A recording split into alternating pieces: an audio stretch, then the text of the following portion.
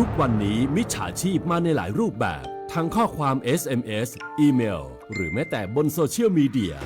อย่าหลงเชื่ออย่าเผลอกดลิงก์ที่น่าสงสัยเด็ดขาดเพราะอาจทำให้คุณสูญเสียทรัพย์สินได้หากไม่แน่ใจหรือมีข้อสงสัยติดต่อแบงก์ชาติโทร1213แบงก์ชาติห่วงใหญ่เตือนภัยการเงินย้ำอีกครั้งแบงก์ชาติโทร1213ซื้อประกันภัยบัดดี้ฟังแค่เช็คชัดชัวร์ก่อนลดเสี่ยง 1. เช็คใบอนุญาตตัวแทนและนายหน้าผ่านเว็บไซต์คปภ 2. ชัดอ่านใบเสนอขายและรายละเอียดความคุ้มครองกรมธรรม์ประกันภัยเพื่อครบถ้วน 3. ชัวร์ช่องทางชำระเบี้ยจ่ายตามที่บริษัทรับรองบัดดี้ลืมเก็บหลักฐานไว้ตัว 3 ขั้นตอนง่ายๆสำหรับการซื้อประกันภัยครั้งต่อไปค้นกลางโปร่งใสอุ่นใจได้สิทธิ์ครบสายด่วนคปภ1186 Line Official @OIC Connect คปภคุ้มครองผู้ทำประกันภัยคุ้มครองคุณปัจจุบันการเคลื่อนย้ายแรงงานระหว่างประเทศของไทยเริ่มเปลี่ยนแปลงโดยเฉพาะอย่างยิ่งการเคลื่อนย้ายแรงงานจากประเทศเพื่อนบ้านได้แก่เมียนมาลาวและเวียดนามโครงสร้างของประชากรที่เปลี่ยนแปลงไปสู่สังคมสูงอายุจึงมีความจำเป็นที่ต้องนำแรงงานต่างด้าวมาทดแทนกำลังแรงงานไทยที่ยังไม่เพียงพอในหลายกิจการสำนักงานจัดหางานจังหวัดแพร่เป็นหน่วยงานหลักที่ให้บริการจัดหางานแก่ประชาชนทุกกลุ่มเป้าหมายรวมถึงการควบคุมการทำงานของคนต่างด้าวซึ่งปัจจุบันได้นำระบบ e-work permit เข้ามาอำนวยความสะดวกในการให้บริการแก่นายจ้างสถานประกอบการและแรงงานต่างด้าวในกระบวนการการรับคำขอการแจ้งการทำงานของคนต่างด้าวและการผลิตใบอนุญาตการทำงานทั้งนี้สามารถรับชมวิดีทัศน์การให้บริการผ่านระบบ e-work permit ได้ที่เพจ Facebook สำนักงานจัดหางานจังหวัดแพร่หรือสอบถามรายละเอียดเพิ่มเติมผ่านแอปพลิเคชัน Line Official S435DEAQA หมายเลขโทรศัพท์ 0545117721 หรือ 0545118807 และสายด่วนกรมการจัดหางาน 1506 กด 2 สำนักงานจัดหางานจังหวัดแพร่มุ่งให้นายจ้างและแรงงานต่างด้าวได้รับการคุ้มครองตามกฎหมายอย่างเป็นธรรมเมื่อเข้าสู่ฤดูฝนท้องฟ้ามักมาพร้อมกับความฉ่ำเย็นแต่ก็แฝงไปด้วยภัยพิบัติที่เราคาดไม่ถึงภัยแรกบนท้องถนนฝนตกถนนลื่นทัศนวิสัยลดลงโปรดลดความเร็วเว้นระยะห่างและเปิดไฟหน้ารถเมื่อฝนตกหนักเพื่อให้ทุกการเดินทางปลอดภัยภัยที่ 2 โรคระบาดร้ายแรงน้ำขังคือแหล่งเพาะพันธุ์ยุงลายต้นเหตุไข้เลือดออกและระวังโรคไข้ฉี่หนูจากการลุยน้ำขังล้างเท้าให้สะอาดทันทีเพื่อป้องกันเชื้อโรคภัยที่ 3 พายุและไฟฟ้ารั่วหลีกเลี่ยงการอยู่ใกล้ต้นไม้ใหญ่ป้ายโฆษณาที่ไม่แข็งแรงอย่าสัมผัสกับเสาไฟหรืออุปกรณ์ไฟฟ้าขณะตัวเปียกชื้นเด็ดขาดเตรียมพร้อมรับมือติดตามข่าวสารสภาพอากาศอย่างใกล้ชิดเพราะความไม่ประมาทคือเกราะคุ้มกันที่ดีที่สุดสำหรับคุณและครอบครัวหากเกิดภัยพิบัติภาวะฉุกเฉินแจ้งสายด่วนปพ1784หรือแจ้งข้อมูลอบจ.แพร่โทร054-532-485ด้วยความห่วงใยจากองค์การบริหารส่วนจังหวัดแพร่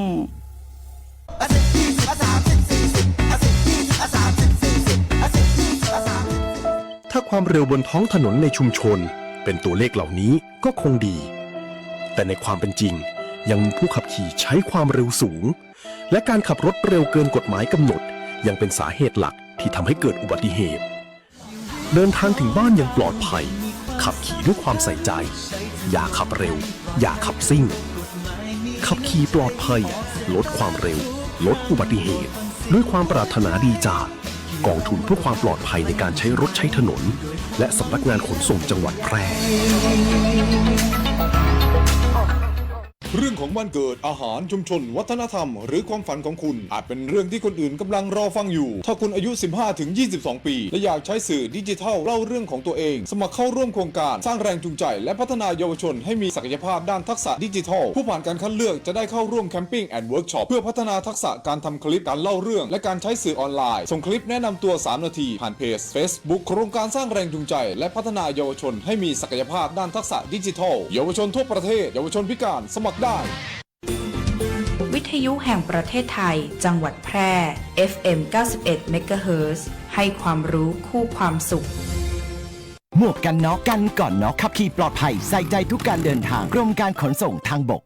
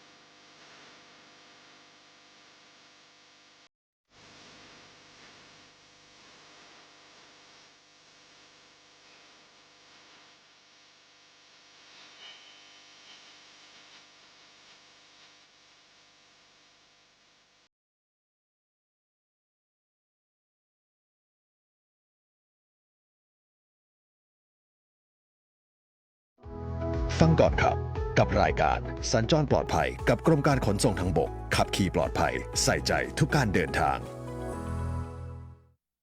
สวัสดีเจ้าคุณผู้ฟังตีเขารบหักทุกท่านนะเจ้ากลับมาป้ากัน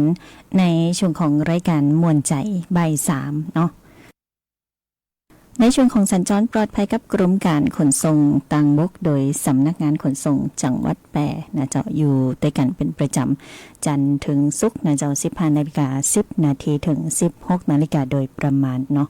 ก็อยู่กับน้องปุ๋ยพิรุณพรแสงสร้อยนะคุณผู้ฟังอยู่ด้วยกัน1ชั่วโมงตรงนี้เนาะมีข้อมูลข่าวสารเนื้อหาสาระนะผลงานเพลงลูกทุ่งมวลๆมาฝากกันนะเจ้าก็ทักทาย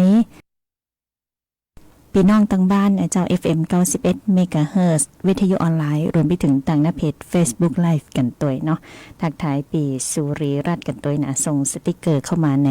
การถ่ายทอดสดของสวทแปรนะเจ้าอยู่ด้วยกัน1ชั่วโมงตรงนี้เนาะต้องขออภัยนะซูมเสียงอาจจะ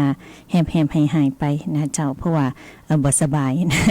นะเจ้าก็เนาะช่วงนี้อากาศเปลี่ยนแปลงเนาะฝากคุณผู้ฟังประชาชนรักษาสุขภาพกันตัวนะเจ้า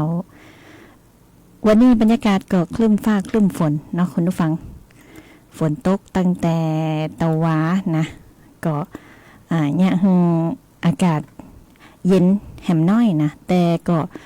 ถือว่าเดี๋ยวนี้เนาะฝนตกก็ยังคงอบอ้าวนะคุณผู้ฟังอากาศเนาะมันชื้นๆนะเจ้าก็ย่าบ่สบายได้นะติดตามสภาพอากาศกันสักน้อยหนึ่งเนาะทางกรมอุตุนิยมวิทยาเนาะเปิ่นก็ออกประกาศในเรื่องของคลื่นลมแห้ง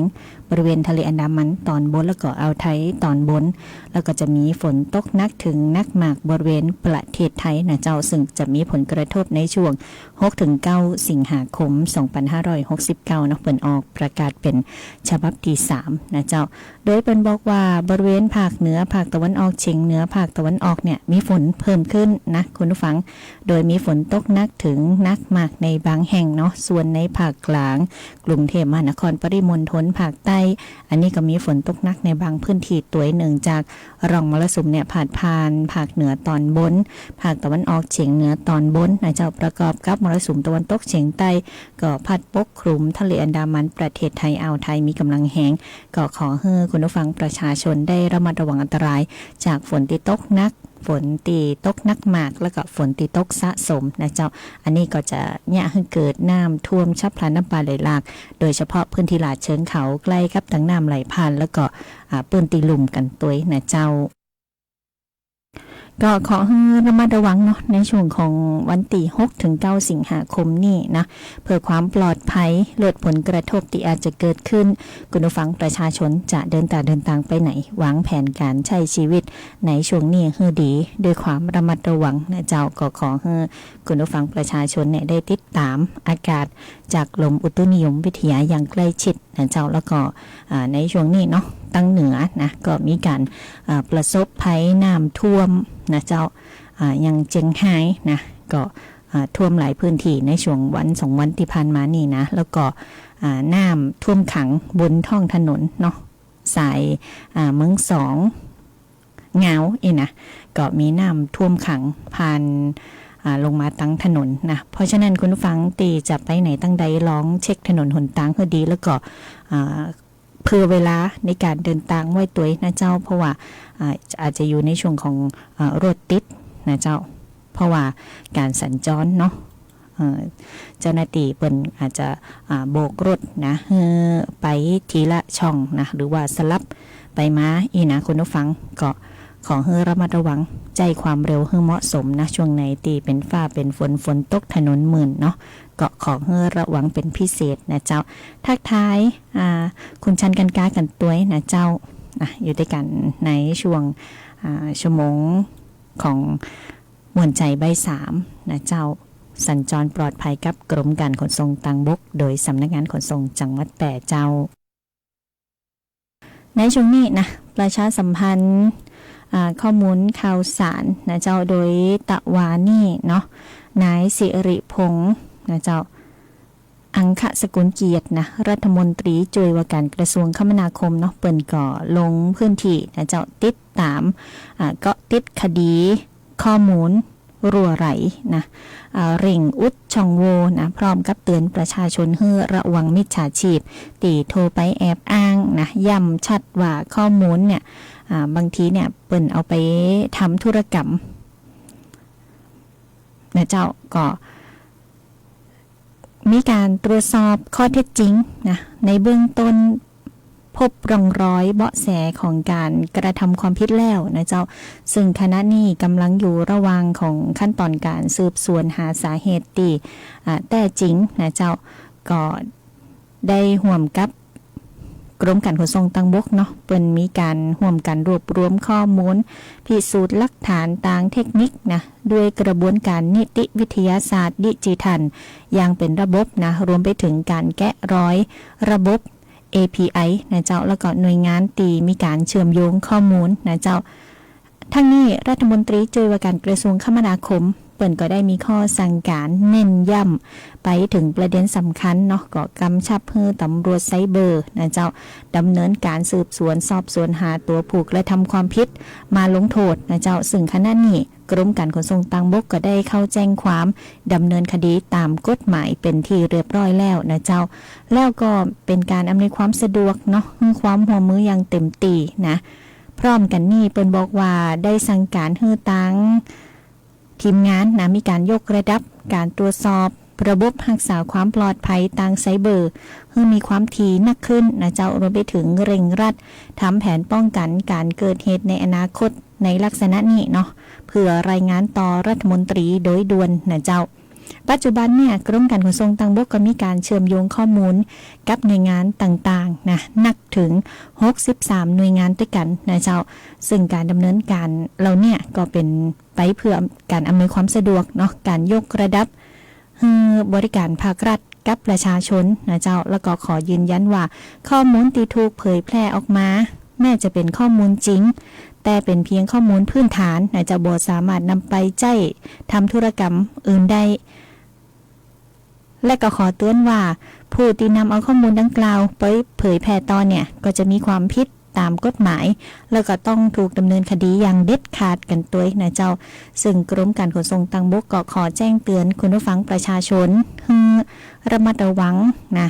บ่ตกเป็นเหยื่อของกลุ่มมิจฉาชีพนะเจ้าตีอาจจะฉกฉวยโอกาสเราเนี่ยจากสถานการณ์ต่างๆนะเจ้าโดยมิจฉาชีพก็จะนำเอาข้อมูลรถยนต์นะหมายเลขทะเบียนยี่ห้อ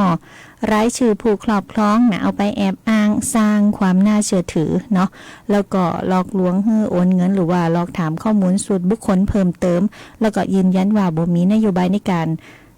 ใช้โทรศัพท์นะเจ้าไปสอบถามข้อมูลส่วนบุคคลแล้วก็ชำระค่าปรับหรือว่าเสียภาษีนะผ่านลิงก์ผ่าน SMS ผ่านแอปพลิเคชันใดๆนะเจ้าการทำธุรกรรมทั้งหมดนะหากท่านได้รับข้อความหรือว่าสายเรียกเข้าตีอ้างเป็นเจ้าหน้าที่นะท่านสามารถแจ้งได้ติกรมการขนส่งทางบกนะเจ้าแล้วก็ให้มีสติเนาะห้ามกดลิงก์ห้ามดาวน์โหลดห้ามทำธุรกรรมห้ามโอนเงินใดๆเด็ดขาดนะเจ้าหน่วยงานที่เกี่ยวข้องจะต้องดำเนินการร่วมกันอย่างเต็มที่สืบหาข้อสรุปข้อเท็จจริงนะเจ้าอย่างครบด้านแล้วก็สร้างความมั่นใจให้กับประชาชนหากว่าประชาชนคุณผู้ฟังเองเนี่ยมีเบาะแสหรือว่ามีข้อมูลนะเจ้าก็สามารถแจ้งได้โดยตรงสอบถามได้โดยตรงติกรมการขนส่งทางบกสำนักงานขนส่งทั่วประเทศนะเจ้าหรือว่าจะโทรสายด่วนก็ได้เนาะ1584ตลอด24ชั่วโมงนะเจ้าอันนี้เป็นการติดตามคดีนะเจ้าในตะวันเนี่ยเปิ่นได้ประชุมกันตีศูนย์เทคโนโลยีสารสนเทศกรมการขนส่งทางบกนะเจ้าในการก็ติดคดีข้อมูลรั่วไหลเร่งอุดช่องโหว่พร้อมกับเตือนประชาชนให้ระวังมิจฉาชีพกันตัวนะเจ้าก็เป็นข้อมูลเนาะตีเอามาฝากกันในช่วงแรกนี่นะเจ้าก็ห่วงใยคุณผู้ฟังประชาชนทุกท่านทุกคนเนาะ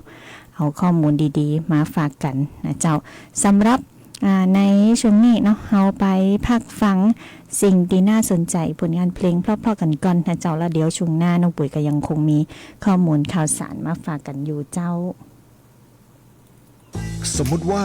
คุณชอบขับรถตัดหน้ารถคันอื่น แล้วบอกตัวเองว่าไม่เป็นไรทำบ่อยขึ้นเริ่มไม่ละอายกลายเป็นนิสัยเปลี่ยนคุณเป็นอีกคนอย่างน่าตกใจจะแก้นิสัยผิดปกติบนท้องถนนเหล่านี้ต้องเปลี่ยนเป็นคนใหม่ให้ดีกว่าเริ่มต้นขับรถเคารพกฎจราจรมีวินัยมีน้ำใจใส่ใจเพื่อนร่วมทางเปลี่ยนเป็นคนใหม่ดีกว่าเท่กว่าเยอะขับขี่ปลอดภัยใส่ใจทุกการเดินทางกรมการขนส่งทางบกและกองทุนเพื่อความปลอดภัยในการใช้รถใช้ถนน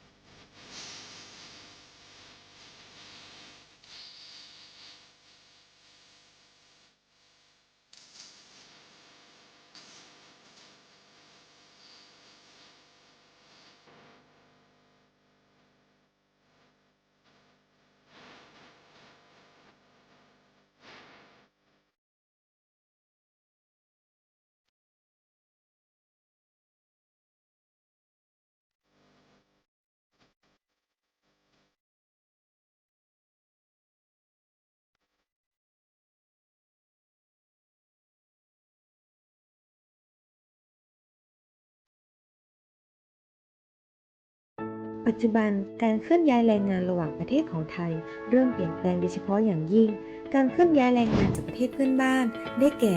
เมียนมาลาวและเวียดนาม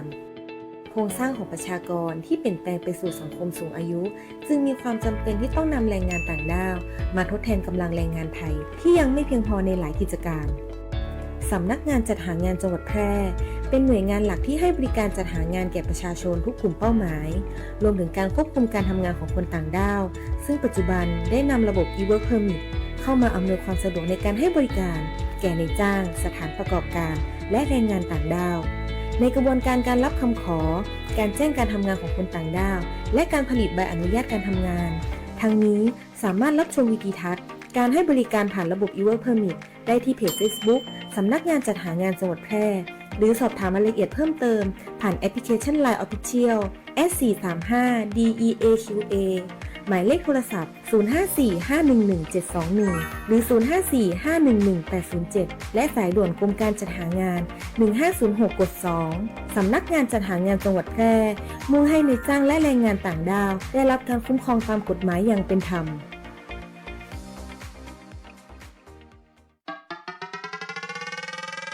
มีที่ดินเป็นกรรมสิทธิ์ของตนเองไม่เป็นปัญหาทอส.เปิดให้กู้ยืมเพื่อที่อยู่อาศัยไม่ว่าจะปลูกสร้างอาคารซื้ออุปกรณ์สิ่งอำนวยความสะดวกเพื่อประโยชน์ในการอยู่อาศัยหรือจะกู้เพื่อชำระเบี้ยประกันชีวิตคุ้มครองสินเชื่อผ่อนชำระไม่น้อยกว่า3ปีและไม่เกิน40ปีโดยอายุผู้กู้รวมกับระยะเวลาที่ขอกู้ต้องไม่เกิน70ปีอัตราดอกเบี้ยที่แท้จริงตลอดอายุสัญญาสินเชื่อปลูกสร้างที่อยู่อาศัยบนที่ดินของตนเองสินเชื่อสำหรับลูกค้าปลูกสร้างที่อยู่อาศัยบนที่ดินที่เป็นกรรมสิทธิ์ของตนเองสนใจแอดไลน์ GHB Buddy ทอส.แพร่โทร 0546214490-5 หรือสอบถามเพิ่มเติมธนาคารอาคารสงเคราะห์ใกล้บ้าน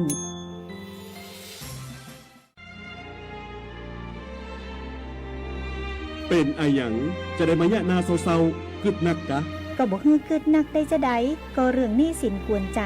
หาทางออกก็บ่ได้เนี่ยอ้าวแล้วจะได้บ่ลองไปปรึกษากองทุนฟื้นฟูและพัฒนาเกษตรกรดูล่ะได้ขึ้นทะเบียนเป็นสมาชิกกองทุนไว้แล้วยังแน่สงสัยยังบ่ฮู้แน่ๆเลยก็ถ้าเป็นสมาชิกแล้วมีหนี้ในระบบเกี่ยวกับการเกษตรเฮาสามารถยื่นขอขึ้นทะเบียนหนี้กับสำนักงานกองทุนฟื้นฟูและพัฒนาเกษตรกรสาขาแปรได้นะเขาจะให้คำปรึกษาหรือช่วยแก้ปัญหาหนี้สินของเกษตรกรตัวเนอโอ้ยมีจะอีตัวกะแล้วถ้าเขาบ่มีหนี้บ่มีสินดุจะมีอันหยังมาส่งเสริมสนับสนุนเกษตรกรพ่องมีเหมือนกันนะ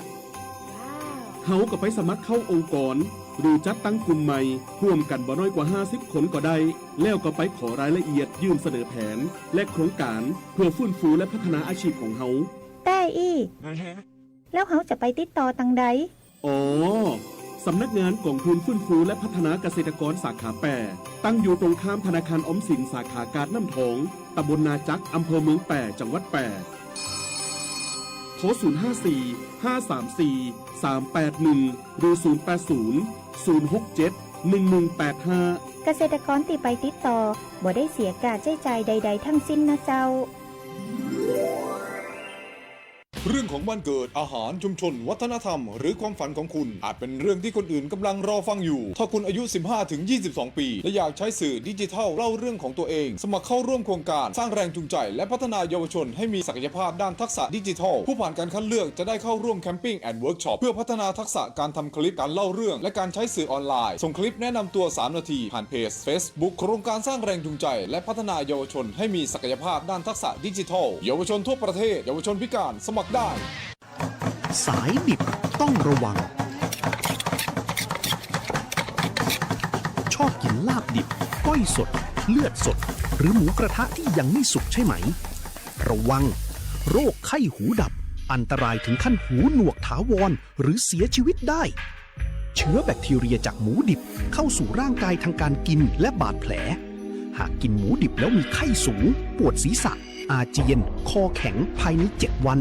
อย่ารอช้ารีบไปพบแพทย์ทันทีป้องกันง่ายๆด้วยคาถาสุกร้อนสะอาดกินหมูปรุงสุกเท่านั้นแยกเขียงแยกตะเกียบระหว่างของดิบและของสุกด้วยความห่วงใยจากสำนักงานป้องกันควบคุมโรคที่1เชียงใหม่กรมควบคุมโรคกระทรวงสาธารณสุข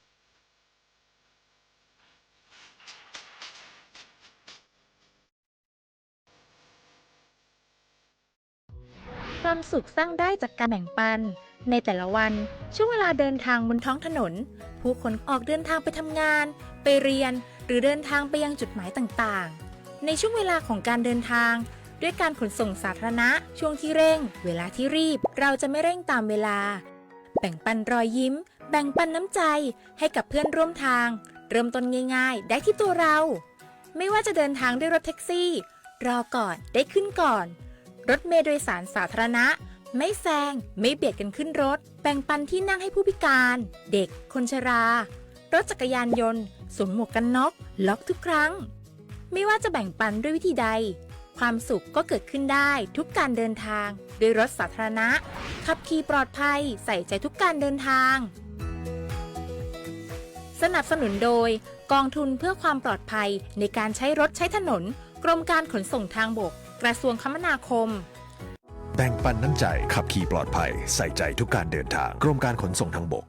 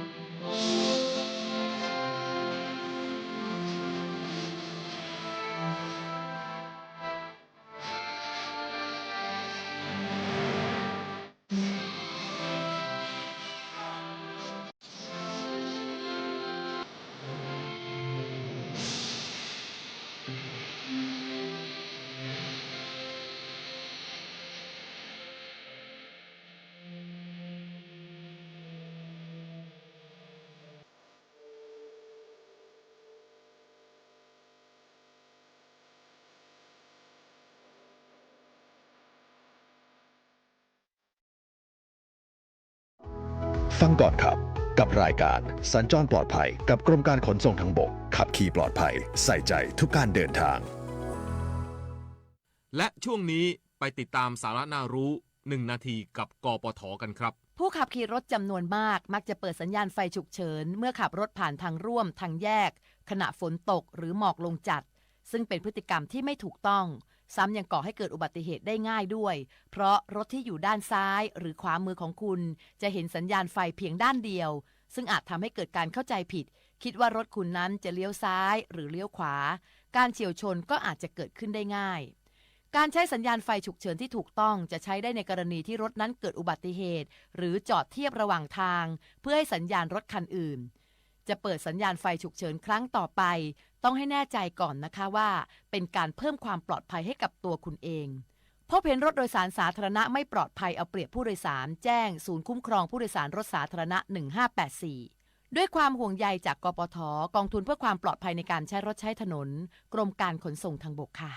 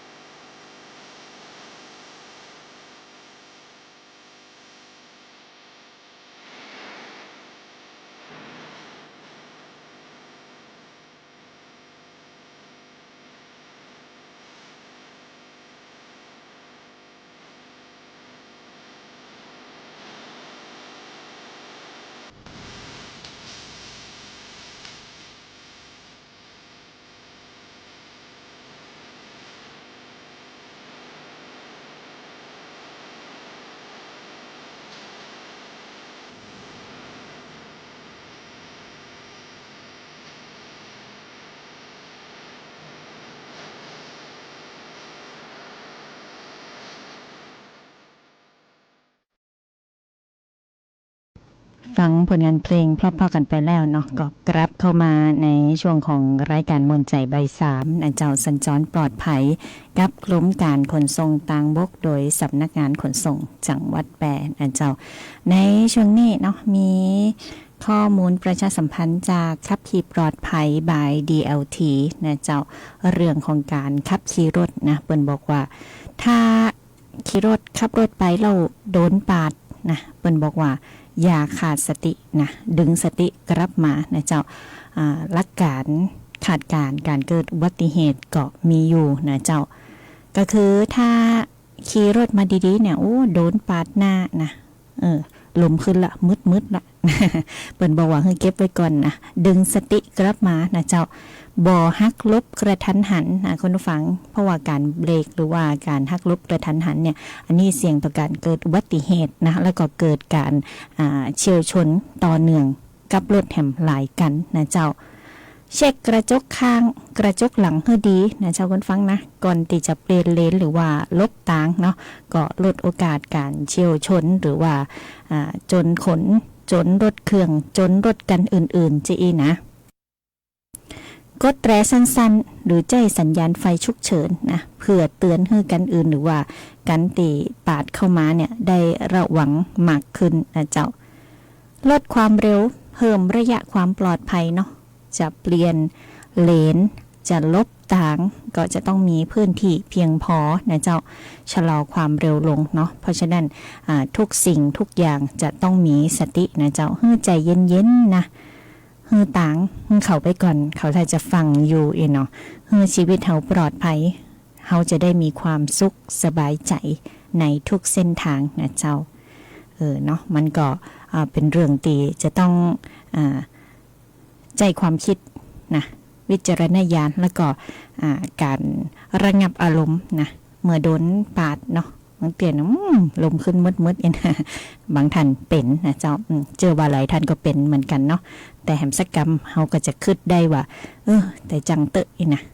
จำเขาเตอะอีนะเขาแซงไปก่อนให้เขาไปก่อนฟังก็ไปก่อนเลยนะบางเตือนเนาะบางท่านก็เป็นเจอีนะบางท่านจะพยายามไปขับแซงนะเอาคืนพองลุกอีนะอันนี้บอกควรเนี่ยเนาะบางทีเป็นอารมณ์ชั่ววูบนะเจ้าก็เข้าใจว่าใครเกลียดมืดนั่นเนาะนะแต่ควรจะดึงสติกลับมาเนาะเพื่อความปลอดภัยของตัวเขาเองแล้วก็เปื่อนห่วมต่างนะเจ้าส่วนเขาตีปาดหน้าไปเนี่ยจะเป็นจะได้จำเตอะนะเดี๋ยวอาจจะไปป้ากันตั้งหน้าก็ได้นะเจ้าก็ห่วงใยทุกท่านทุกคนนะเจ้าบอดีใจอารมณ์เนาะต้องระงับอารมณ์ให้ดีเนาะต้องมีสติทุกครั้งนะเจ้าด้วยความห่วงใยด้วยความปรารถนาดีจากสำนักงานขนส่งจังหวัดแปรนะเจ้าห่วงใยทุกท่านทุกคนตลอดการเดินทางเนาะบ่ว่าจะเป็นการขับรถยนต์รถจักรยานยนต์เนี่ยจะต้องปลอดภัยตลอดการเดินทางแล้วก็ช่วงนี้เป็นช่วงหน้าฝนนะบ่ดีลืมนะเจ้ารถมอเตอร์ไซค์เนาะเสื้อกันฝนติดรถไว้ตลอดนะเจ้าหมวกกันน็อกหมวกนิรภัยตัวเนาะใส่เสื้อกันฝนใส่หมวกกันน็อกนะก็จะปลอดภัยกว่าการกางจ้องนะการกางจ้องเนี่ยบางเตือลมแหงนะเจ้าเพราะว่าพะวงอยู่ตีกว่าจ้องปึ่งนะกลัวเปี้ยนะคนฟังก็จะเนี่ยรถเสียหลักรถกลรถจนได้นะเจ้าส่วนรถยนต์นะบดีลืมขาดเข็มขัดนิรภัยทุกครั้งนะเจ้าแล้วก็เวลาขับขี่ระมัดระวังเนาะในช่วงฝนตกเนี่ยบางทีเนี่ยน้ำจากรถยนต์รถใหญ่เขาเนี่ยสาดกระเซ็นไปโดนรถมอเตอร์ไซค์ก็ยังให้เปิ่นเสียหลักได้นะเจ้าเพราะฉะนั้นลดความเร็วลงเนาะตรงไหนที่เป็นมองน้ำแอ่งน้ำนะก่อยๆครับนะเจ้าน้ำจะเสด็นไปตั้งข้างนะอาจจะเสด็นไปหารถมอเตอร์ไซค์นะเนี่ยให้ทัศนวิสัยในการมองเห็นบดีนะเจ้าแล้วก็ตีปัดน้ำฝนนะไหลตีปัดน้ำฝนบ่ใครดีแล้วนะเจ้าเปลี่ยนเนาะเปลี่ยนเหียนะคุณผู้ฟังนะอันสักร้อยปลายนี่ก็มีนะเจ้าเพราะว่าเดี๋ยวมันปั้นน้ำฝนบ่สะอาดเนาะก็จะเนี่ยเลือนล้างนะทัศนวิสัยบ่ดีนะบางท่านบางคนนี่ดังคือขาดอาดแล้วนะเวลาพัดน้ำฝนเนี่ยอันนี้เปลี่ยนได้แล้วนะเจ้าคุณผู้ฟังเนาะเพื่อความปลอดภัยในการเดินทางของเฮานะเจ้าห่วงใยทุกท่านทุกคนเนาะ ด้วยความปรารถนาดีนะเจ้าทักทายคุณจารุวรรณกันตัวนะเจ้าที่ตามกันทางหน้าเพจ Facebook Live นะเจ้าส่งสติกเกอร์นะกดไลฟ์กันเข้ามานะเจ้าในไลฟ์สดของเขาเนาะก็อยู่ด้วยกัน1ชั่วโมงตรงนี้นะเจ้าในช่วงของสัญจรปลอดภัยกับกรมการขนส่งทางบกโดยสำนักงานขนส่งจังหวัดแพร่นะก็อยากจะฝากทุกท่านทุกคนตัวเนาะช่วงนี้รักษาสุขภาพกันตัวนะฟ้าฝนก็ยังคงมีอยู่เนาะเตือนภัยจากกรมอุตุนิยมวิทยาภาคเหนือฝนตกหนักนะเจ้าถึงนักมากในบางพื้นที่เนาะก็อาจจะเนี่ยเกิดน้ำท่วมฉับพลันน้ำป่าไหลหลากดินโคลนถล่มหรือว่ามีน้ำนะไหลลงมาจากเขาจากดอยลัดถนนหนทางนะเนี่ยการสัญจรเนี่ยยากลำบากนะเจ้าเพราะฉะนั้นเวลาท่านขับขี่เดินทางต่างจังหวัดนะกายดอยก้าหรือว่ากายจุดตีมักจะเกิดอุบัติเหตุบ่อยครั้งก็สำรวจสิ่งแวดล้อมรอบข้างเจ้าพอทั้งข้างไปตัวนะแต่บดีเงื่อเหมือนนะเจ้าเขาจะต้องใส่ตารวดเร็วเนาะมองสภาพแวดล้อมนะบางเตือกายเขากายดอยเนี่ยโอ้ดินสไลด์ลงมาพองนะโดยที่เขาบ่ขาดคิดบ่ขาดฝันนะเจ้าก็จะต้องระมัดระวังกันเนาะห่วงใยทุกท่านตลอดการเดินทางนะเจ้าสำหรับในวันนี้เนาะต้องขอบพระคุณแฟนรายการทุกท่านทุกคนตีให้เกียรติติดตามรับฟังข้อมูลข่าวสารนะเจ้าก็อยู่ด้วยกัน1ชั่วโมงแบบนี้นะเจ้าในช่วงของสัญจรปลอดภัยกับกรมการขนส่งทางบกโดยสำนักงานขนส่งจังหวัดแพร่นะเจ้าอยู่ด้วยกันก็ห่วงใยมีข้อมูลข่าวสารฝากกันตลอดนะเจ้าวันนี้น้องปุ๋ยพิรุณพรแสงสร้อยนะเจ้าต้องนำรายการจากลาคุณผู้ฟังไปก่อนพร้อมกับส่งท้ายผลงานเพลงเพราะๆจนจบรายการเนาะแล้วก็ไปกันได้ใหม่ในวันพุธตีเก่าเวลาเดิมนะเจ้าสำหรับในวันนี้ลาไปก่อนโชคดีมีความสุขทุกท่านสวัสดีเจ้าสนับสนุนโดยกรมการขนส่งทางบกและกองทุนเพื่อความปลอดภัยในการใช้รถใช้ถนน